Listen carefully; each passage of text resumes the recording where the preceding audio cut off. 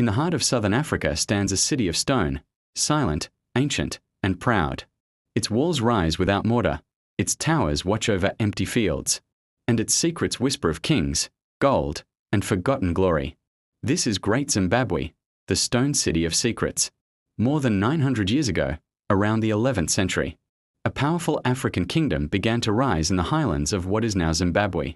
It was built by the Shona people, skilled farmers, traders, and architects.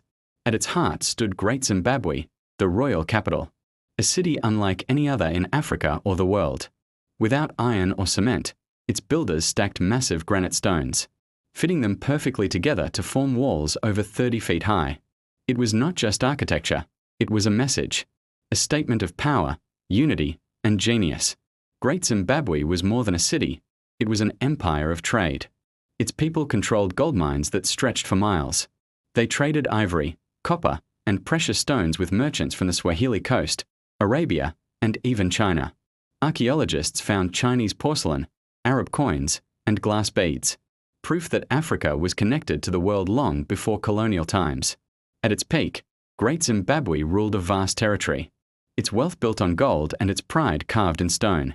The king, known as the Moi Mutapa, ruled from the Great Enclosure, a massive circular stone fortress that symbolized divine authority. Inside, sacred objects like the Zimbabwe bird, carved from soapstone, became symbols of spiritual power and unity. But even the greatest kingdoms faced decline. By the 15th century, trade routes shifted, drought struck, and the empire began to fade. The people moved north, leaving their stone capital behind. The lies and the truth. When Europeans arrived centuries later, they stood in disbelief. The ruins were too grand, too advanced. They claimed Africans could not have built this. They invented myths, saying foreigners, Arabs, or even lost tribes of Israel built it. But the truth rose stronger than their lies.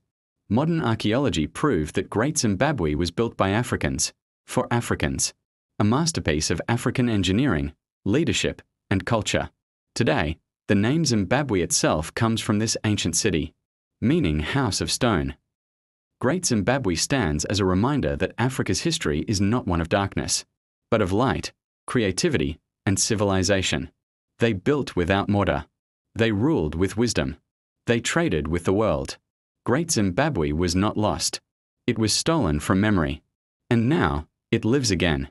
Move a camera, subscribe to Ancient Africa Tales, where Africa's forgotten glory rises once more.